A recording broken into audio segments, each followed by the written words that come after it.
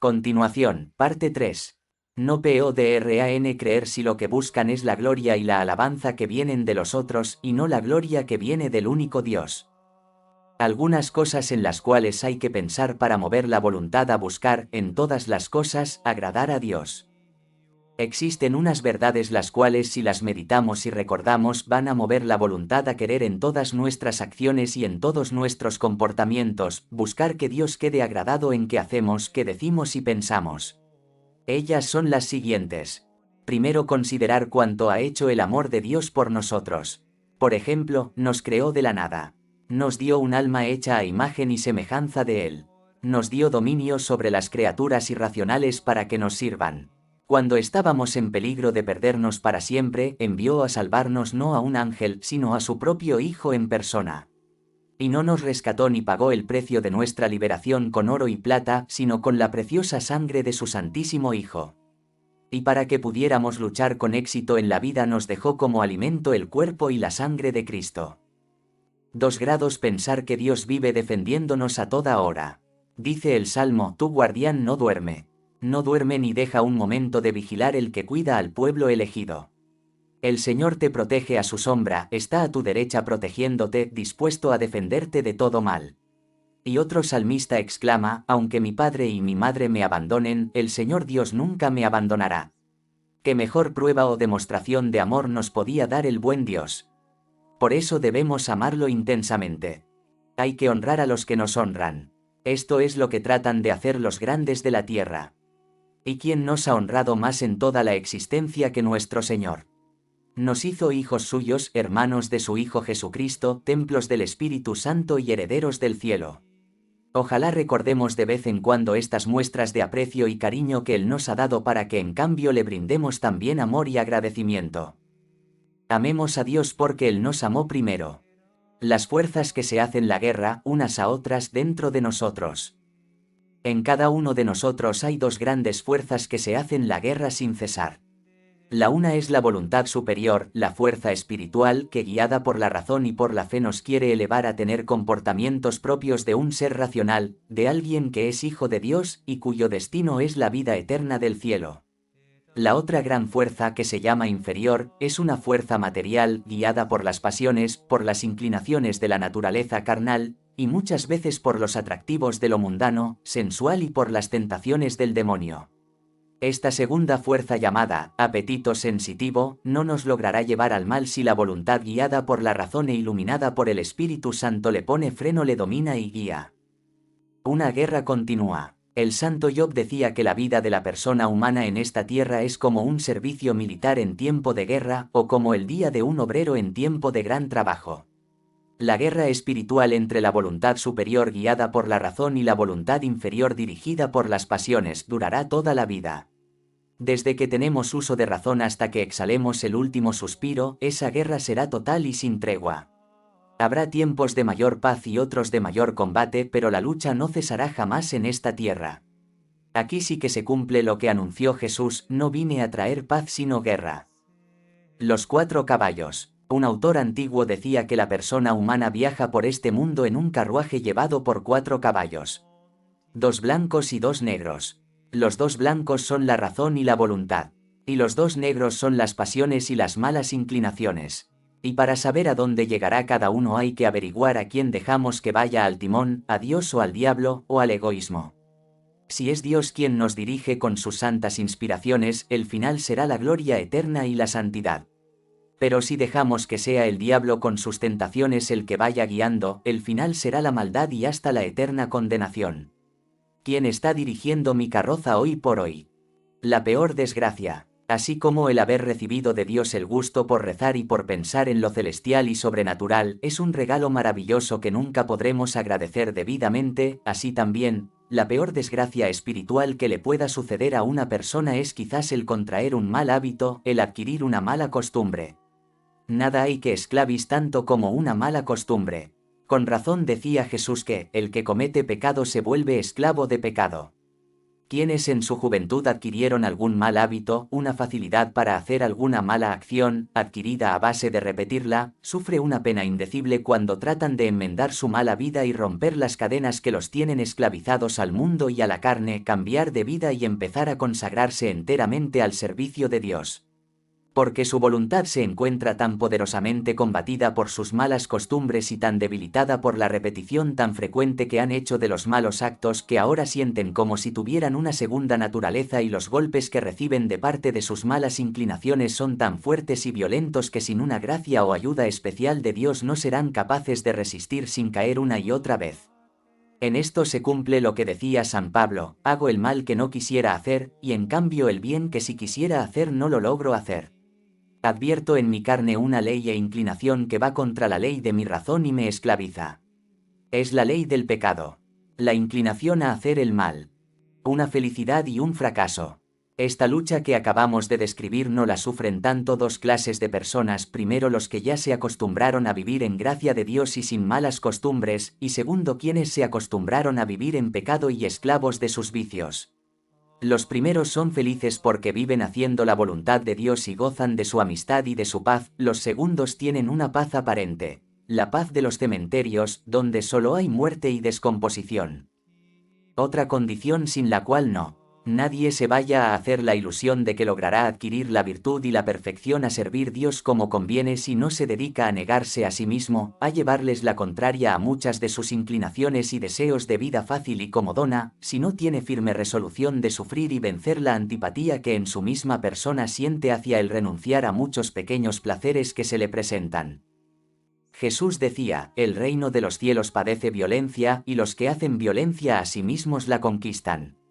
En la subida hacia la perfección encontramos muchos que quedaron a mitad de camino y no pudieron seguir adelante y progresar porque les faltó una condición: negarse a sí mismos, llevarse la contraria. Y se quedaron corriendo detrás de engañosas mariposas de gozos aparentes y recogiendo flores sin perfume de pequeños gustos que no satisfacen plenamente, y no lograron subir a la cumbre de la santidad. Les faltó la primera condición que Jesús exigía a quienes decían que querían seguirle: si alguno quiere venir en pos de mí, que se niegue a sí mismo. ¿A cuántos pequeños afectos y gustos terrenos he renunciado para lograr ser fiel a Jesús? Si en este día hiciera en un hilo un pequeño nudo por cada vez que me he negado y he ofrecido algún pequeño sacrificio, ¿cuántos nudos lograría hacer? En el día del juicio esa cuenta aparecerá muy clara, y cuanto mayor sea el número de las veces que me negué y me llevé la contraria, tanto mayor será mi premio en el cielo. La causa de que sean tan poquitos los que triunfan. ¿Por qué, siendo tan numerosas las personas que emprenden el camino hacia la santidad, son tan poquitas las que llegan a la perfección? La causa es muy sencilla: no se negaron a sí mismos. Es verdad que muchos de ellos se libraron quizás de grandes caídas y de contraer terribles vicios, pero luego en la subida hacia la perfección perdieron el ánimo y se desalentaron porque vieron que esto de negarse a sí mismos es oficio de todos los días y de todas las horas, y no se dedicaron a combatir los residuos de su propia voluntad y de malas inclinaciones que todavía quedaron en su naturaleza, a dominar las pasiones que cada vez iban encendiéndose y renovándose en su corazón. Dejaron que todo esto se apoderara de su espíritu y les impidió el ascenso a la santidad. Les faltó aquella cualidad que Jesús exige cuando dice: quien persevera hasta el fin se salvará. Les faltó perseverar en luchar por obtener la santidad.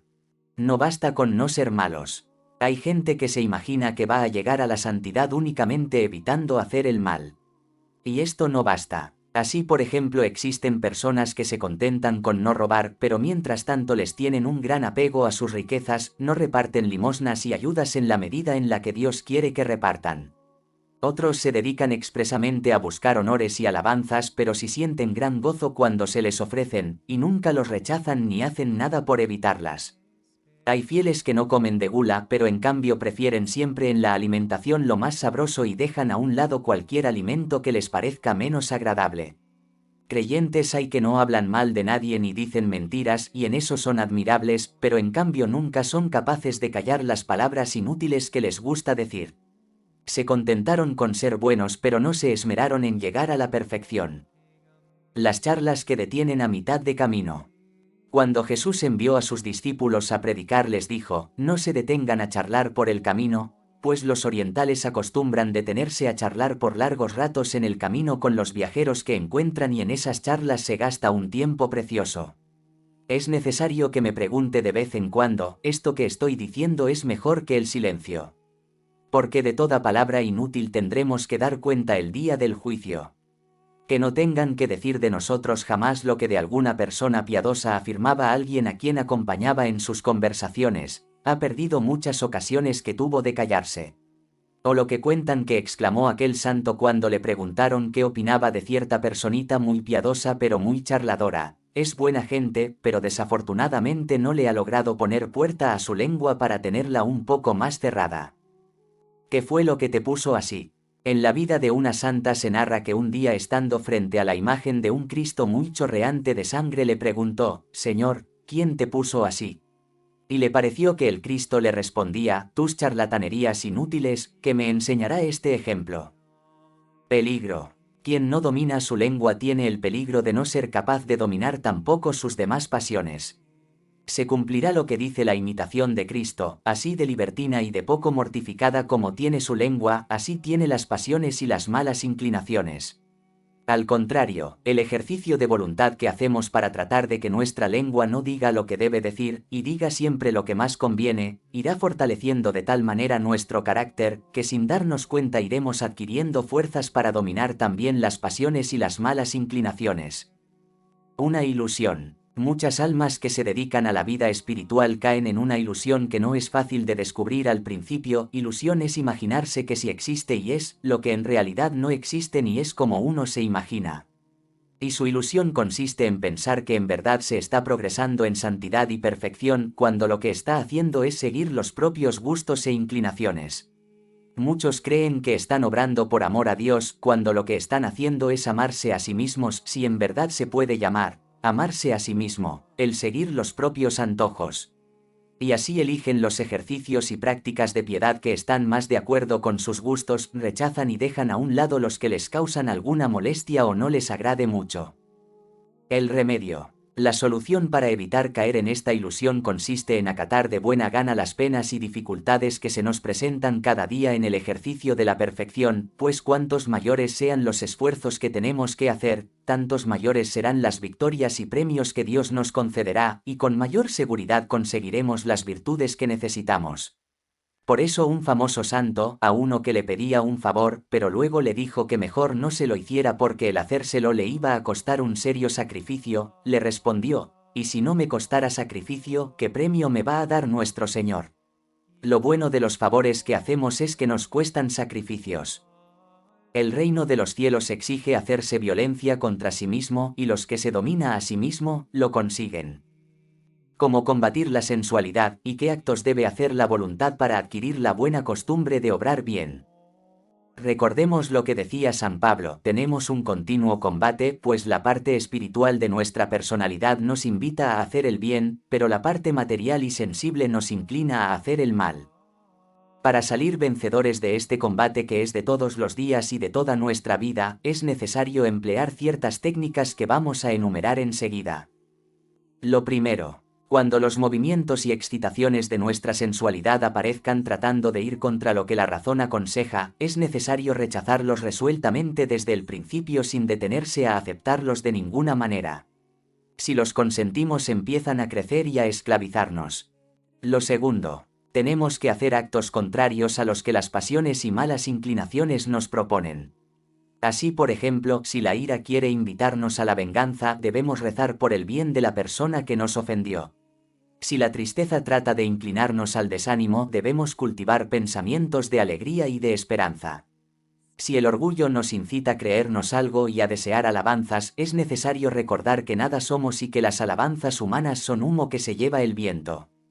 Si es la impureza la que nos mueve, conviene recordar el desgarramiento interior que produce en el alma cada pecado impuro y la pérdida de buena fama y de paz que cada impureza acarrea al alma, etc. Una trampa. Los enemigos del alma, cuando ven que reaccionamos fuertemente contra sus asechanzas o deseos de hacernos el mal, entonces dejan por un tiempo de traernos tentaciones para que nosotros, creyéndonos ya fuertes, dejemos de huir de las ocasiones y pensemos con loco orgullo que ya somos capaces de resistir al mal. En esto sí que conviene cumplir lo que aconseja San Pablo, trabajar en la propia santificación con temor y temblor, y quien está en pie, tener cuidado para no caerse. Porque tan pronto empecemos a creernos capaces de ser santos por nuestras propias fuerzas, comenzaremos a tener muy humillantes caídas. Dios resiste a los orgullosos. Por eso el profeta Isaías dice, lo que Dios desea es que permanezcas humilde delante de Él. Tercer acto. Aborrecer lo que es malo. Muchas veces sucede que después de haber hecho grandes esfuerzos para resistir y rechazar los ataques de los enemigos de la salvación, de haber pensado y reflexionado en que este resistir es algo muy agradable a Dios, de un momento a otro nos damos cuenta que no estamos seguros ni libres del peligro de ser vencidos en una nueva batalla. Por eso conviene que nos ejercitemos en sentir un gran aborrecimiento y asco hacia el vicio que queremos vencer, y tratemos de adquirir hacia él no solo aversión, asco, sino repugnancia y horror. Lo que más nos debe repugnar es la fealdad del pecado. Cuarto medio. Para volver fuerte el alma contra los vicios, malas costumbres y perversas inclinaciones es necesario hacer muchos actos interiores que sean directamente contrarios a nuestras pasiones desordenadas. Así, por ejemplo, si deseamos adquirir la buena costumbre de tener paciencia cuando alguien hace o dice lo que nos impacienta, nos llena de mal genio y de ira, es necesario amar, aceptar ese maltrato y hasta desear que ese trato duro nos lo vuelvan a dar para así tener ocasión de ejercitar la paciencia. Y esto por una razón, porque no podremos perfeccionarnos y ejercitarnos en una virtud sin hacer actos que sean contrarios al vicio que deseamos corregir. Así, por más que deseemos tener paciencia, si no hacemos actos contrarios a la impaciencia, no lograremos arrancar de nuestro corazón el vicio de impacientarnos y de disgustarnos por cualquier cosa, el cual proviene de que no queremos que nos lleven la contraria ni que nos hieran el orgullo y amor propio. Y mientras en el alma se conserve esa raíz de orgullo, de deseo de que se cumplan los propios caprichos y de que nada suceda contrario a nuestros deseos y gustos, siempre estaremos en continuo peligro de caer en el defecto de la impaciencia. Un remedio que no puede faltar. Nadie se imagine que va a conseguir alguna virtud si no destruye el vicio contrario haciendo continuos y repetidos actos en contra de ese vicio. 1000 veces se puede desear librarse de una mala amistad, pero si no se hacen actos contrarios a ese afecto pecaminoso, la mala amistad seguirá haciéndome daño. Y ya sabemos lo que dijo San Pablo, las malas amistades corrompen las buenas costumbres. No bastan unos pocos actos. Ya sabemos que para adquirir una mala costumbre o un vicio se necesitan muchos pecados repetidos, y de la misma manera para conseguir una virtud contraria a ese vicio se necesitan repetidos y frecuentes actos buenos hasta lograr adquirir la buena costumbre que sea capaz de enfrentarse al vicio y alejarlo. Y aún más, son necesarios más actos buenos de virtud para formar una buena costumbre que actos pecaminosos para formar un vicio. Porque al vicio le colaboran las pasiones y malas inclinaciones, y en cambio a la virtud se le opone nuestra naturaleza corrompida y viciada por el pecado. Hacerlo aunque cueste, todo lo que vale cuesta. No vayamos a creer que hacer actos de virtud contrarios a los vicios es algo fácil y agradable. Nada de eso. Por ejemplo, tratar con amabilidad y paciencia a quien nos humilla y ofende. Eso ayuda mucho para conseguir la paciencia, pero no es nada fácil. Veamos otro ejemplo: ser fríos, hasta despectivos, demostrar antipatía y horror y hasta mala educación ante una amistad que le hace daño al alma. Eso va contra nuestra voluntad y es algo verdaderamente costoso. Pero por eso mismo el premio que nos dará Dios será mucho más grande. Por lo tanto, no dejemos de hacer esos actos contrarios a los vicios, aunque parezca que nos sangra el corazón y que el alma agoniza de sufrimiento. La corona de gloria que nos espera es muy grande. Cuidado con los enemigos pequeños. El libro El Cantar de los Cantares dice: hay que hacerles cacería a los pequeños roedores porque pueden destruir nuestros cultivos. En la vida espiritual debemos cumplir este mandato. No contentarnos solamente con atacar y echar lejos los movimientos más fuertes y violentos de las pasiones, sino también los más leves y pequeños. Porque estos movimientos pequeños les sirven a los otros para atacarnos y vencernos, como los muchachos pequeños sirven a los ladrones grandes para entrarse a las casas, entrando primero los menores por las ventanas a abrir la puerta para que entren los mayores. Y así es como se van formando las malas costumbres y los vicios, empezando por dejar entrar en la vida de cada día las pequeñas imperfecciones y éstas abren las puertas a las mayores. Un descuido peligroso. Muchas personas se han descuidado y no se han mortificado en evitar pequeñas faltas dejándose llevar por pasiones y malas inclinaciones en cosas fáciles y aparentemente sin gran importancia y creyeron que solamente debían mortificarse en las pasiones más difíciles y graves. Cuando menos lo imaginaban sintieron el poderoso asalto de los enemigos de su salvación y sufrieron enorme daño espiritual. Así, por ejemplo, habiendo hecho voto de castidad, se imagina a alguien que puede vivir tomando de la mano, dando pequeñas caricias, lanzar frecuentes miradas afectuosas al rostro, decir palabras de zalamería y de no necesaria afectuosidad, mirar escenas o representaciones materialistas y hasta sensuales, aceptar demasiada familiaridad en el trato con personas jóvenes o sensibleras, etc. En el momento le parecen pequeñeces, pero cuando menos lo piense puede hallarse en los más pavorosos abismos del pecado y de la sensualidad, e incapaz de reaccionar ante sus perversas inclinaciones. Y se cumple lo que decía Jesús: quien no es fiel en lo pequeño, tampoco lo será en lo grande.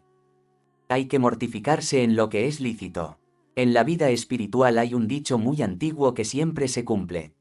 Y dice así: quien no se mortifica en lo lícito, tampoco se mortificará en lo ilícito. Se llama lícito lo que es permitido, lo que se puede hacer o decir sin cometer pecado. Hay que distinguir entre lo que es simplemente lícito y lo que es necesario. Lo necesario hay que hacerlo y decirlo siempre. Pero lo que es solamente lícito, no es necesario. Si se deja de hacer o decir, producirá grandes bienes espirituales porque la persona se va acostumbrando más fácilmente a dominarse a sí misma, y cuando le lleguen los atractivos de las pasiones y de los malos instintos ya tiene fuerza de voluntad y podrá salir vencedora de muchas tentaciones. ¿Cuántos y cuántas hay que dejaron de decir una viveza que se les ocurrió, y la callaron por mortificación? Y después, cuando en un momento de ira les vino el deseo de decir unas palabras ofensivas, ya no las dijeron, porque se habían ejercitado en callar lo que deseaban decir. Provechoso repaso. Ojalá volvamos a repasar de vez en cuando estos remedios que hemos venido aconsejando, porque si los cumplimos vamos a obtener una verdadera reforma en nuestra vida interior y al practicarlos conseguiremos gloriosas victorias espirituales y en poco tiempo haremos grandes progresos en la virtud e iremos creciendo en virtud y en santidad casi sin darnos cuenta. ¿Por qué no ensayarlos también nosotros? Lo contrario es muy dañoso. La experiencia ha demostrado que si descuidamos cumplir estos consejos que acabamos de recordar, aunque hagamos bellos planes de progresar en lo espiritual, nos quedaremos sin conseguir verdaderos progresos en la virtud, porque el progreso en lo espiritual no consiste en hacer fantásticos planes de santidad, sino en cumplir cada día lo que nos puede llevar a conseguir las virtudes, a evitar los vicios y agradarle con nuestro comportamiento al Redentor y Salvador crucificado. Con pequeños actos se adquieren las virtudes. La experiencia de millones de personas ha demostrado que así como los malos hábitos y malas costumbres se forman en nosotros a base de repetir frecuentemente actos con los cuales los apetitos sensuales y las malas inclinaciones se oponen a las buenas intenciones de la voluntad, de la misma manera las virtudes y buenas costumbres se adquieren con frecuentes y repetidos actos de la voluntad con los cuales trata de conformarse con lo que Dios desea, manda y se ejercita en practicar ya una virtud, ya otra.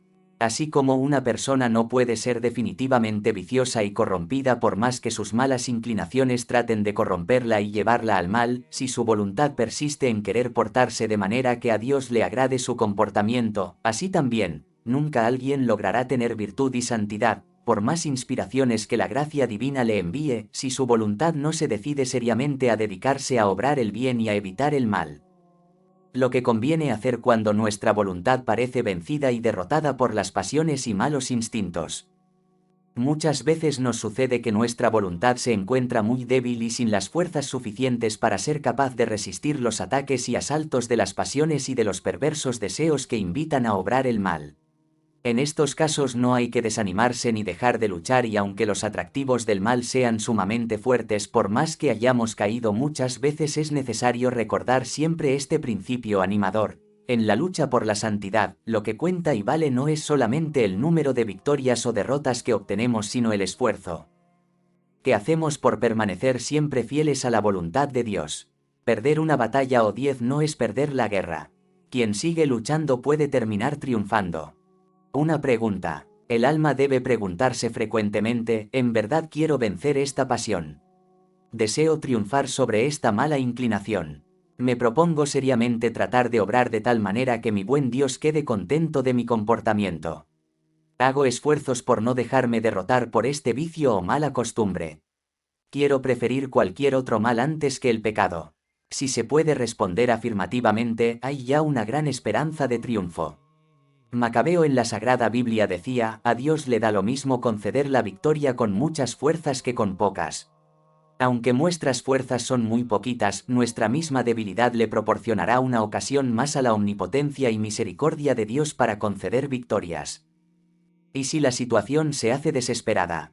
Puede suceder muchas veces que los enemigos de nuestra santidad nos asalten con tanta violencia que la voluntad ya debilitada y cansada se siente sin fuerzas para poder resistir. Pues tampoco en este caso debemos rendirnos. Hay que decirse a sí mismo, no me rindo. No consiento. No entrego mis armas. Sé muy bien en quién he puesto mi esperanza y tengo la seguridad de que Él es poderoso para defender mis tesoros. El peor derrotado es el que fácilmente se declara vencido. Hay que repetir con el salmista, Dios mío, ven en mi auxilio.